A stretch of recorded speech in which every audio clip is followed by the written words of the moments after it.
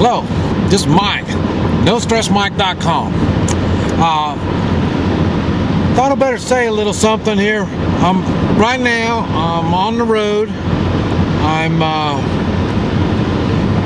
heading, I've left Tulsa. This is my first day heading to Guatemala. And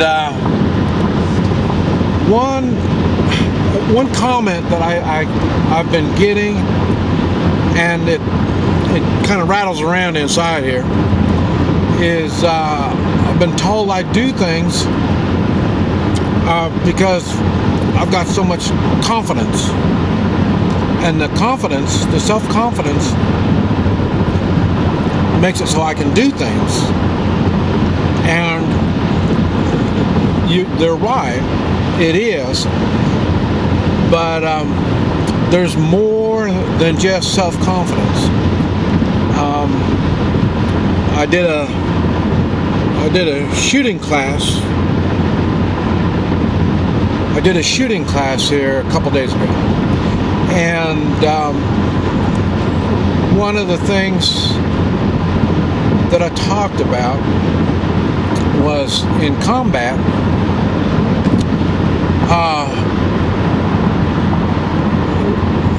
In Vietnam, we all knew we're getting in combat. You could tell it's coming, and you're scared. And fear, I always kind of thought, well, fear, you're scared. That's insecure. You don't have the self-confidence, and I really think that's what it is. When I was 18 years old, going into life and death combat, as I say, you're really scared. And then when the time comes and you are in the combat, you're really scared. You poop your pants, you piss your pants. This is what happens. And when I was teaching, I was explaining that there's nothing wrong with that. But what you need to do is get a plan. Know what you're going to do. Have the right tools to do what you have to do, and have the plan to do it. You go over the plan over and over again. The more you keep going over it in your mind, eventually you have already done it because you've already ran it through your mind. Now, when the time comes and you're in that combat situation, you're still going to dirty yourself, but you will stay focused on what it is you got to do. It's when you don't have a plan, you panic. Or when your plan goes apart, then you panic. And now we're right back to, in the way of the combat stuff, you always have plan A, B, C, D, E. You always have like that, because whatever plans you got planned, probably not going to work. Okay, so be flexible to go to the next plan.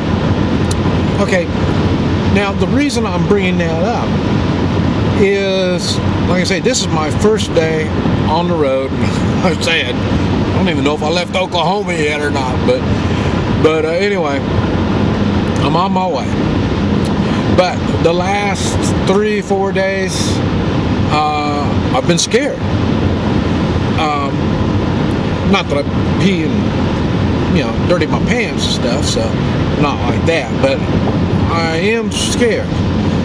And it did make me think, boy, how can I be insecure about something that I've done I don't know how many times before?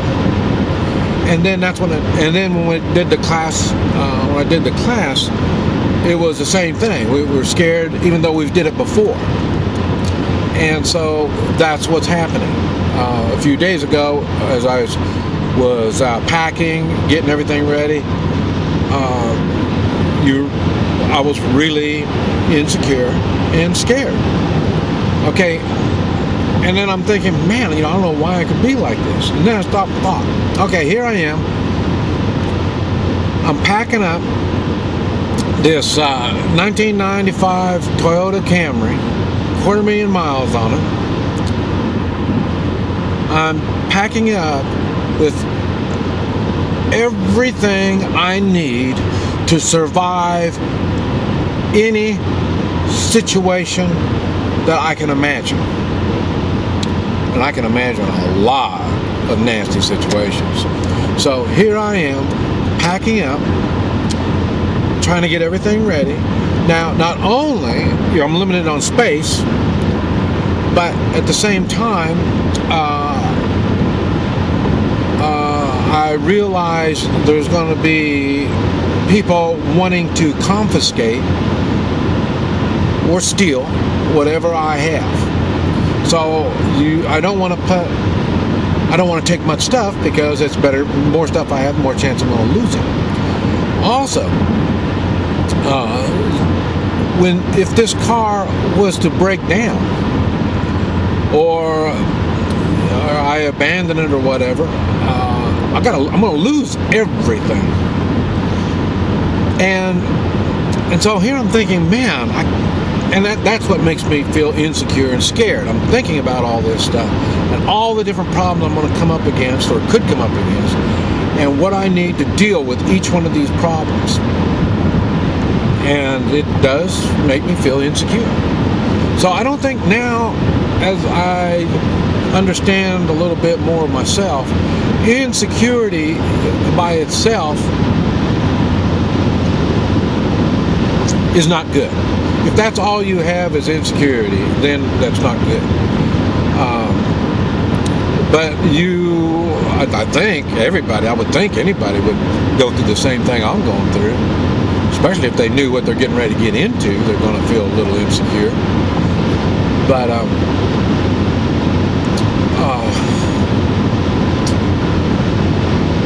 the funny thing is, I was thinking, here I am loading all this stuff up, and for probably about, I don't know, 6 or 8 years, you know how long I've been in Zenith?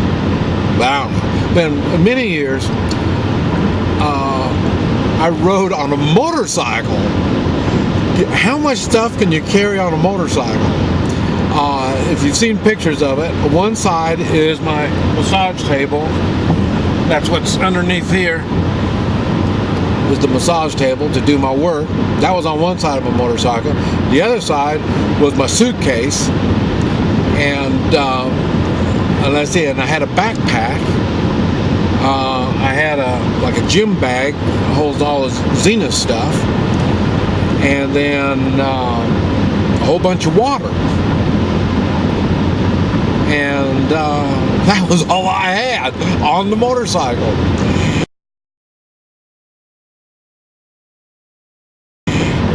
And I knew when I was like that, traveling like that, I knew if something really bad happened to my motorcycle, I would just abandon it, and I would get on a bus. They got a lot of buses running around in Mexico and Central America. I just get on a bus and then abandon the motorcycle, and then get out like that. I knew that would be my only option. And then take the bus or taxi or whatever I take to an airport, and then take the airport, or if I'm not that far from the States, then I'll just take the bus to the border, and then after I cross back into the United States, I just buy another car. So I always had that. Now I'm thinking, well, why don't I have that now? And I really don't know why. The motorcycle costs more than what this car does. But like I say, it's just really odd. And when I think about it, when I think about this insecurity thing, it's been like that. It's always been like that.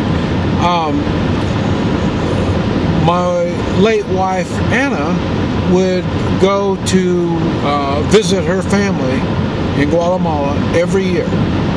And about a month before she leaves, I would start training myself in combat. Heavy training. About a month before she leaves, and just in case she has any problems, then I could go get her. And it was the same thing. And then when she would go to Guatemala, I would go, no telling where I'd go. I'd just go somewhere. And so not only I'm training to go get her if I need to, but I'm also training to get myself in superior shape, the best I can get myself into, so I'll be ready to wherever I go.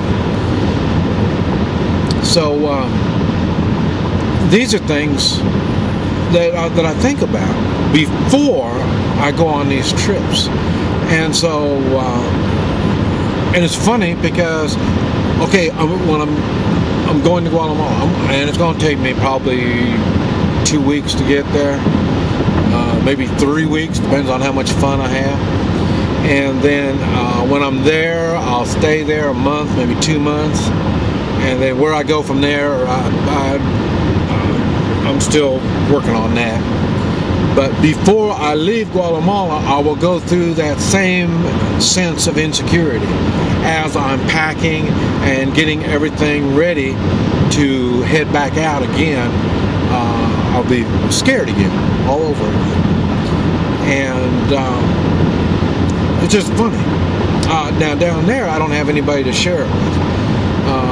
Up here, my friends that I've been staying with up here, like I say, anybody that really knows me, I'm not good with secrets. One of the things that makes it so I can communicate well, even though I don't speak the language, is my body language. So in other words, I don't hide very much on my body. It pretty much shows. And they knew there was something wrong with me, and they were asking me what was wrong, and I told them I was scared, just thinking about going. And, well, why are you going? And that's what made me start doing all this thinking and stuff like that. And that also tells me why. And I always wonder. Now, once I get across the border and go through the culture shock, then I'll be okay. I'm going to be a little spooked between now and then, but once I get across, and especially once I get around somebody that I know. Now I've been traveling down there so much, I got friends, so especially once I get with my friends, then I won't feel so bad. But they're clear on the southern end of Mexico, so I've got 2 or 3 days in Mexico before I get a hold of my friends. But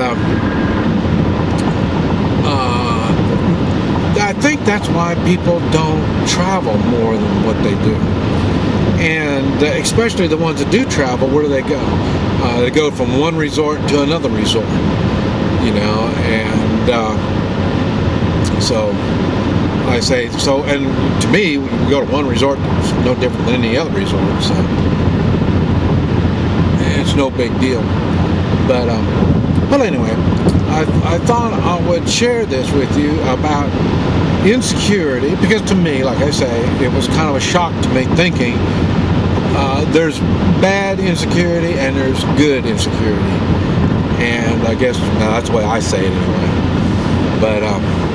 But I say, I am a little insecure right now, but that doesn't mean that I can't function. I still got plans. But anyway, wanted to let you know I'm on my way to Mexico first. All right, y'all take care. This is Mike, NoStressMike.com.